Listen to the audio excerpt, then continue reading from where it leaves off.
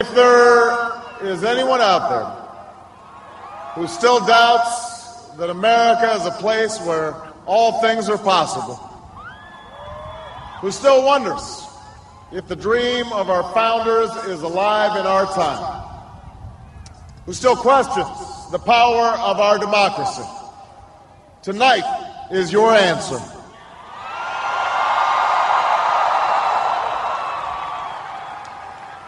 Never, never, and never again shall it be that this beautiful land will again experience the oppression of one by another.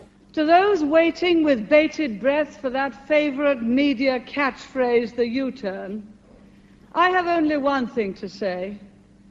U-turn if you want to.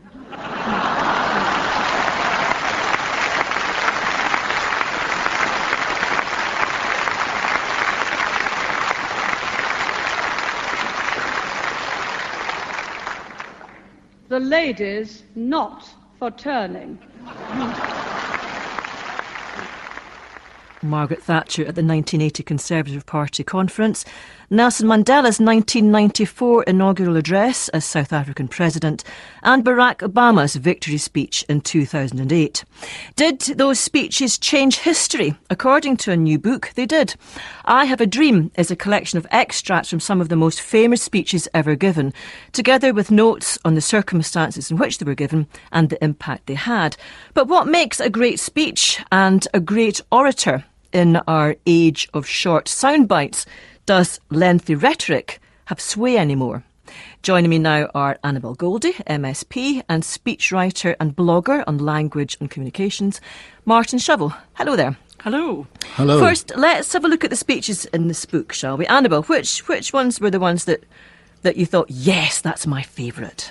Well, this book was an eye-opener, Edie. I really enjoyed having a look at it. And I have to say that, a couple came straight out and hit me between the eyes. And one I had not heard of. It was Pope Urban II's speech made nearly 1,000 years ago, when he was really exhorting what was to be the start of the Crusaders.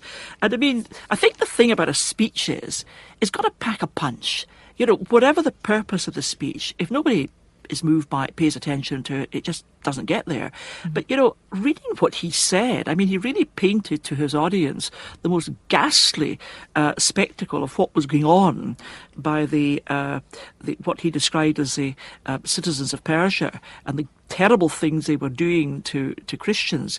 And I mean, if you weren't moved by that speech and deciding, well, it's obviously us or them, I better get ready to climb on my horse and set off there, then I don't think anything was going to move you. Thank you for not being predictable, Annabel. I would have thought you'd have chosen Maggie Thatcher. Well, there you go. Martin, your favourite or favourites?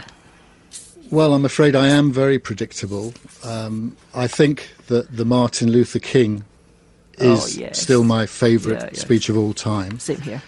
And I quite liked, it's not exactly a speech, but I like these kind of odd bits of information, like the Italian ambassador to Greece in 1940, who, when told to surrender by the Italians, just said one word, which was no. And as a result, every October, it's still celebrated. Yeah. I thought there was a lesson for politicians in there, Martin. Exactly, yes. On brevity. Brevity, exactly. I do wonder, though, when you look at the book, there's such a disappointing lack of women. Is great oratory a male preserve? Well, it is, but it shouldn't be. I think it just reflects the sexism of the kind of societies we live in at the moment. Recently, for example, Michelle Obama gave a very good speech in Soweto. Oh, yes, that was a fantastic speech, yeah. Mm-hmm. She's a very good speaker, and there are very good women speakers, and I think it's really about getting more women in powerful positions, and in positions a bit like the Greek situation, where there's some kind of historic situation in which they can make the speech. Because they were all men who spoke then, weren't they? They were all male orators. Annabel, how did you shine up your own speech-making skills? Well, we've got a kind of bit of jargon that Martin may or may not approve of, which is, like any politician, people tend to draft structures for me as to what we think we want to cover, but then we Annabelize it. And all my advisors, fall about laughing, because I will look at this thing and say, I would never say that. Or, well, I might say that, but I'd certainly never say it in that way. So, and I think that's what's important about speeches, that above all else, to me, they must reflect the person making the speech. Because I think if they don't, Edi, the audience senses something a bit hollow about it. Well, you see, I'm naive enough to I would far prefer that this person making the speech had written the speech. Well, yeah. You do have... Oh, sorry. Sorry, Martin. No, I was just going to say, I think we all understand there may be some practical constraints, and I think it's not unusual, obviously, in the political world for there to be speech writers who may, as I say, structure the material that the person delivering the speech wants to cover. But then I think it's extremely important that that actually is literally translated into the deliverer's speech. And yet Thatcher's speech was written by playwright Ronald Miller. She didn't recognise the ladies Christopher Fry. She didn't recognise that part. The ladies not for burning. Yes, yeah. I'm delighted to hear Annabel say that, because I think it's absolutely essential for the person giving the speech to be involved in the writing of the speech. And if you look historically, I mean, Churchill, we know, wrote his speeches. Obama is a good writer, and he works with a very brilliant speechwriter, John Favreau. And they've, of course, famously John F. Kennedy and Ted Sorensen. And so the list goes on. And so I'm absolutely delighted. Certainly, for example, when I work with clients, we work together. You mentioned Winston Churchill there. We have a clip of Winston Churchill's private secretary, Sir John Martin, talking about why Churchill really was such a great orator. He did so understand the mood of the people at the time, and he responded to it. He used often to say afterwards, as you know, in a sort of modest way, though it was perhaps slightly mock modest, that it was rarely given to him to express what the people were thinking. Theirs was the lion heart, he said, and his was the lion's roar. And there's some truth in that he was able to give expression to the inmost thoughts and aspirations of the ordinary man and woman at the time.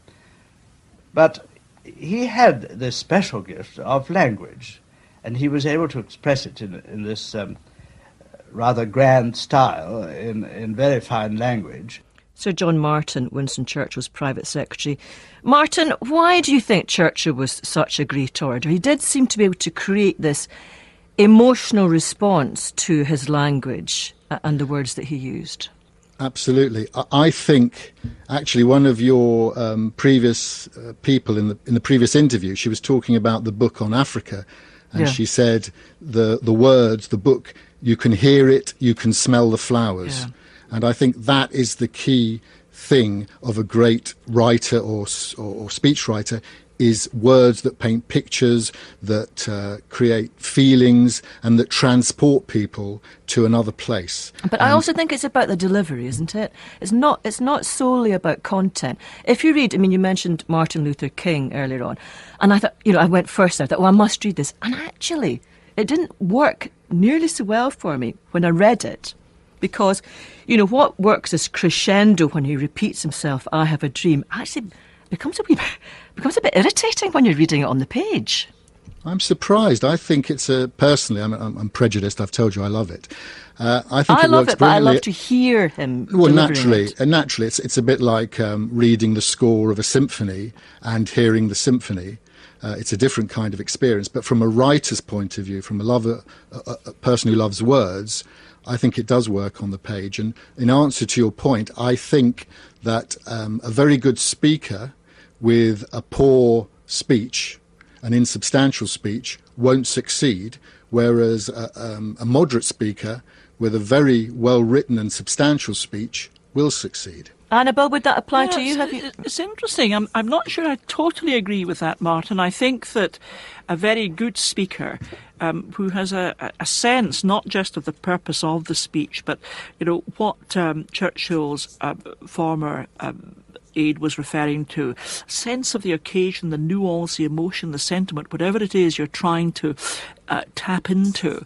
I mean, I think that a very good speaker will probably carry something off, even from some pretty raw material. But I think a very poor deliverer would struggle, actually. Have you been taught delivery, Annabel? Have I been taught delivery? I don't think any more so, Edie, than probably any other politician. I mean, by profession, I was a lawyer. I've never forgotten something, Martin, that I was taught as a law student in the evidence class at university. And we had a judge coming in to lecture to us, and he said, there's one thing I'm going to ask you all to do. Go away home, dictate something and listen to it. Because he said it doesn't matter how skilled you are in law, it doesn't matter how well prepared you are in the presentation of your argument to the court. If the judge cannot make head nor tail of what you're talking about because you speak poorly or not clearly, or you have some distracting mannerism that you may not be aware of, you fail, because at the end of the day, a speech is communication. No, absolutely. I mean, I've obviously put myself in a sort of narrow alley. But I think, for example, I'm actually quoting Ted Sorensen in an interview. I mean, ideally, of course, you want a very confident, good speaker with a lovely voice, with a great speech. So I don't think we've got any kind of disagreement there. But fine words don't necessarily equate to solid argument, do they? No, absolutely not. And of course, the famous example is David Cameron's party conference speech in 2005, when he was up against David Davis, who spoke very poorly and lost his leadership bid. And the only thing that people remember from that speech was that it was given without notes. But of course, that was the point of the speech. Yes, exactly. This is very much, I Have a Dream is very much a book that you can dip into. I mean, I read it I had a couple of train journeys recently, and I dipped in and out of it. I didn't actually read it in order. I mean, I went looking for my favourites, and then I went to discover other ones. Did you both enjoy the book? I did. Annabel, enjoy you're saying that you did. Yes, Hugh. Sorry, I Martin. did enjoy. Sorry, shall I speak? Yeah. I did enjoy the book, but I did find it a bit of a curate's egg. It does have lots of different sorts of things in it, which is good, but it's only got extracts. And I think for a serious student of oratory, that's a great disadvantage. I mean, one example would be, for example, in the Obama speech, there's the wonderful, brilliant section with Ann Nixon Cooper, a woman who was born 106 years before, and it takes the whole whistle-stop history of America. And of course, instead of just telling, it shows what progress has been made. It makes it concrete. That doesn't even figure in the book. I think that kind of thing is problematic. Do you think, though, that Obama has come as a breath of fresh air in a time where we have been treated solely to sound bites, basically? Is he a present-day Cicero? It's pretty good, yeah. Well, he's pretty good, Edie, but I'm not sure he's a present-day Cicero. I mean, I think he is a very gifted orator, and going back to our earlier part of the discussion, I think he's got excellent material, which he happens to deliver extremely well, and that's about as good a combination as you can get.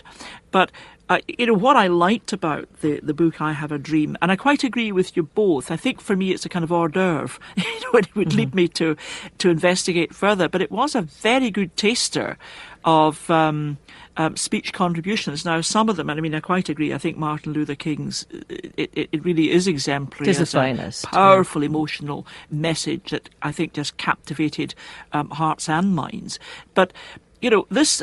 I looked, for example, at King Henry V's address to the troops at Agincourt, and I had not realised that Laurence Olivier had sort of made this iconic at the time of the Second World War. But it actually led me to think, well, if Shakespeare could write that for a man, what could he do for a woman? And I thought, Edie, of Portia, her speech to the Merchant of Venice. Oh, yes, that is a great speech. But we have no time for it. I'm afraid we're running out of time here. For people who heard me in conversation with John Beattie, the answer to who said the ballot or the bullet was indeed Malcolm X.